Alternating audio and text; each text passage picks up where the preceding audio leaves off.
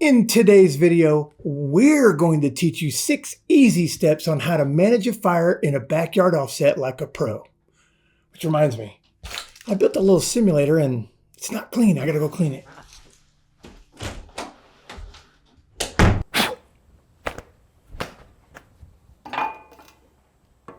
JD.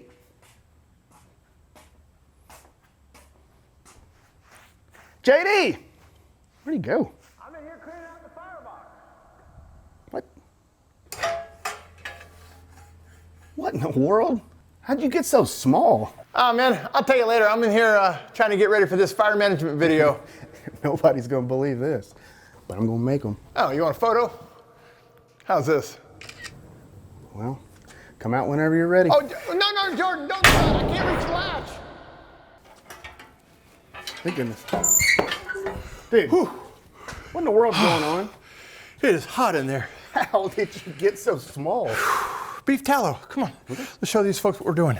This is a nice training aid simulator. It allows us to make a fire simulation in here as far as where the wood's gonna go and kind of get your fire style dialed in here. Yeah. Folks can see that at home. Yep. And then we can do real world action over here on this firebox. So it allows us to demonstrate what we're doing in here without getting burnt and burning up cameras. For a good reference, we've opted today to use a faux bed, which is made by Jordan here. He's actually gone out and given us some fake coals. And that's gonna really allow us to give you a good bird's eye view of what we're doing inside the firebox.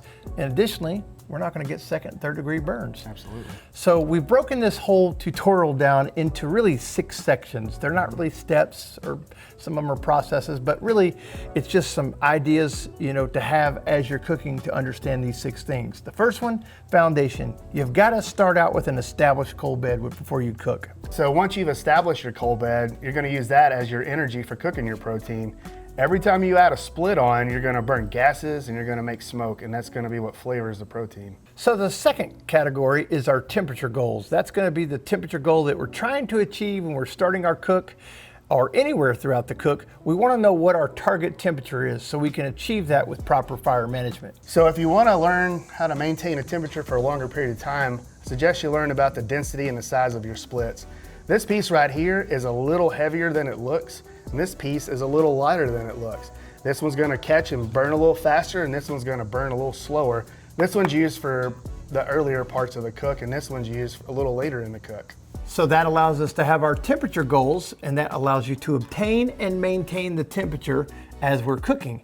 So now we move on to step 3, and step 3 is the orientation of the split on the coal bed. We call that fire style. For reference, in there is the cooking chamber, so you guys are the brisket. And then right here, of course, is the firebox where we're feeding our splits. So let's assume we're gonna start out with just a brisket cook. We're gonna start about 200 to 225. What's the orientation that we wanna start out with? So we have the brisket on, we're putting it on our first splits. I am going to put the first 2 base logs at a slight angle, and that's gonna allow the air to come in slower to go between these logs. No matter if you're pulling in from the bow tie or the door. We're cooking at such a low temperature, it's not gonna have hot spots in the pit. It's all gonna cook very evenly, but this actually allows the wood to burn a little bit slower. So this is a speed bump. It slows down the airflow.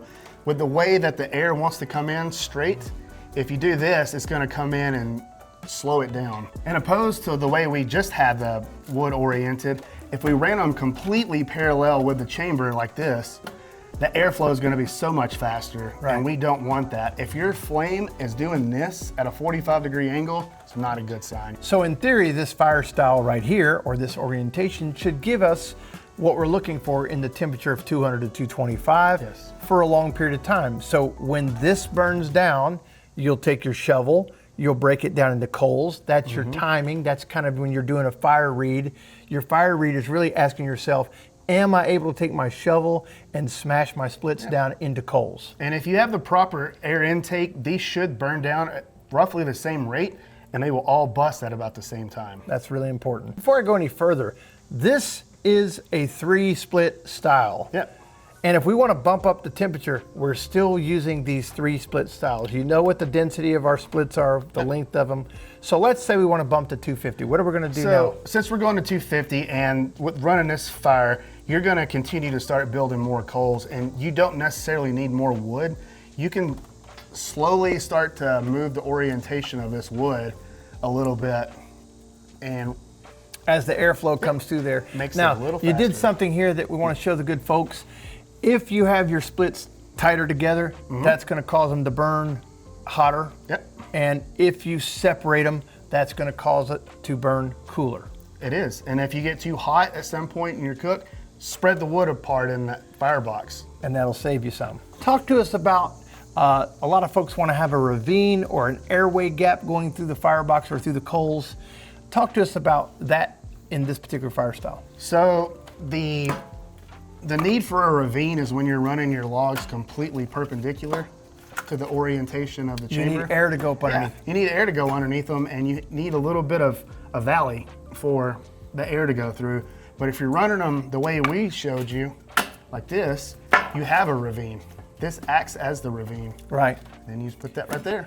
And the split distance between the coals and this split, it doesn't affect the fire. I personally will never dig my wood down into the coals. I do not like it. It smolders real bad. Then you got to come back in more frequently and move them around and flip them and stuff. I don't like to do all that shovel work.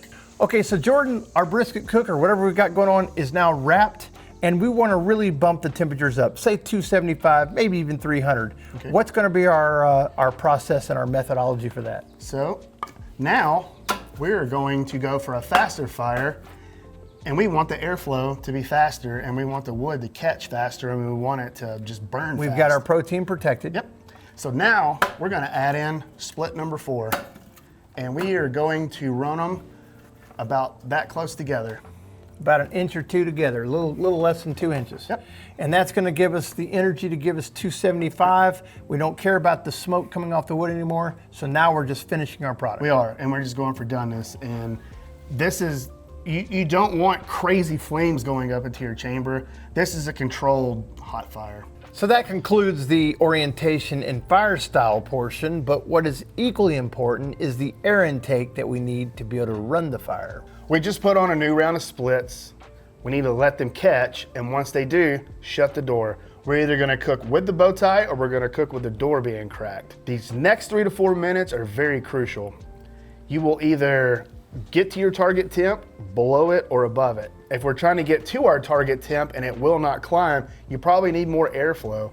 If you're way hotter than your target temp, you probably need to shut down the air intake some. You do it in little bitty increments, because moving it that much can be 10 or 15 degrees. So now that you've got your air intake much improved, hopefully you're going to have a successful cook understanding the principle of orientation and air intake. We're going to move on to our 5th segment, which is really just the timing of splits. That can be a little confusing for people, and the timing of splits can be crucial. So talk us through what we want to do as far as the timing of adding a split and the timing of making coals. The more wood you burn, the more you get into a rhythm. It's rhythmic. Putting wood on a fire is, you will get your pit dialed in to the right temperature where you want. It can only hold that for a certain amount of time.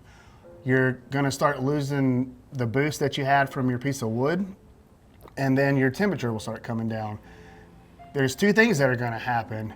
You either need to change the airflow of your wood on the fire, or you're gonna need to change the airflow going into the fire. So you will look, and if you see your wood kind of turn into coals, you'll know when you can hit it with a shovel and it makes that noise. You can even practice. You can. You can take a shovel and just boom, pump it. I mean, And just touch it. if it doesn't break down, it still needs a little bit more time to burn. It does. And maybe give it 3 or 4 more minutes and let it burn. I like to put all my splits on new every time if I can. I don't want to, I only need 2 out of the 3 splits need to be replaced. So that means I got to come back in about 5 or 6, 10 minutes and then do it again. I'd rather shut it and lose 3 or 4 degrees for a little bit, so I could put them all on there fresh. So the timing of splits is just going to take a little bit of repetition, a little muscle memory, understanding that this is kind of an art, and as you start to really fall into it, you're not going to be able to go and mow the grass and wash the car. You're going to have to stay on this firebox. And you know, it's part of the pleasure of cooking. A lot of people go, well, do I have to babysit the firebox? Yes. You do. And the reason you do is because we're chasing great barbecue, and that's how it comes. And that's because we're going to commit to it. And you'll fall in love with it, and you will really start to see the enjoyment of that. But moving on, we're now getting into our 6th step, which is really not a step, and that is navigating the trouble. Yeah. The trouble of when a split doesn't ignite, or the trouble of a split's been in there for 5 or 10, 15 minutes, and it's black, it's smoldering. How do we get around our first little identification of trouble? Well, if you have a split that's black, it's more than likely one of your base logs. My recommendation is put a new split down. It's probably either too dense or it's been too smothered. You can move that one to the back of the firebox? You can, or you can give a little bit of life to your coals by stirring them around and getting some more oxygen. Lightly. Put a new, lesser dense split right there. Let it get to catching and put the one that turned black or is smoldering right there on top and let it catch. All right, so it brings me to the next question. What happens when your entire fire smolders? That's typically going to be air intake. It could be air intake, a poor bed of coals, too dense of wood, or bad air intake. And you have this great saying, start with one problem and work your way. Yeah. So we will address one problem at a time. So if they're all not burning, I'm assuming probably the coal bed. But if I look in there and they're glowing like they are in our model, I know it's not the coals. I know next step, it's either the wood or it's the air intake. You might have some wet wood, yep, or you don't have the wood. It may be a little too tight into the coals. So before moving that wood, I'm gonna go with air first because that's the easiest to do without having to mess with that. I would open up the bow tie a little bit or adjust the door open. See if the airflow seems to like fix your problem, and if not, go to the wood. And that means it's probably too dense or the airflow's bad in it. So now a third thing that I think is seen a lot in this is when the fire looks like it's healthy, the coals look healthy, but you've got a lot of white smoke coming out of the stack. You're always coaching. When I hear you coach, just be patient when you first put the splits in, let them ignite. Might take up 30 seconds to a minute. But let's say we're 15 minutes in and all of a sudden I'm seeing a lot of smoke. We have a smolder. We're gonna go about basically the same process? Yes, well, first I'm gonna look at my coal bed. Is it dead? Does it need oxygen? There's many different things you can do. You might need to reorient the wood, the same 3 sticks or 4 sticks, move them around and change it. Maybe try to get more airflow underneath the logs. If that's not working, you probably have pretty dense wood if you have a healthy coal bed. One of the great pieces of advice you told me about running the fire style with 3 splits, or how many ever splits you're running to achieve your temperature, is that you're building the same fire on repeat, and you're also building the maximum amount of coal bed. Yep. And you've got recycling of embers happening. You do, and I'm gonna build that same fire every time for the first few hours. Then I'm gonna have a good idea of what split I should use, how I should orient it, and how much airflow. So every single time I'm putting new wood on, it's almost the exact same repeat every time, and that's way less work that I have to do. You can't just run fires with one split. You will never replenish your coals in a fast enough rate to keep them in there. And once you get that dialed in, you can get your target temp and hold it for 20 or 30 minutes on these pits. That's great advice.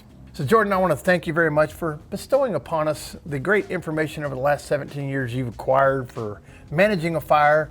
Of course, this is a backyard offset, but you've allowed us to understand these 6 segments. Foundation, of course, you got to have a coal bed, and you need to have your temp goals established, and the orientation of how your splits, your fire style, they're very important. Air intake, whether you're using the door or the bow tie baffle, and then the split timing as far as understanding when we're going to put a split in or 3 splits in. And then the last segment is navigating those fire troubles. I think this is all going to be really helpful information that you're going to be able to use at home, and I hope this has been helpful, and I'll see you on the next video.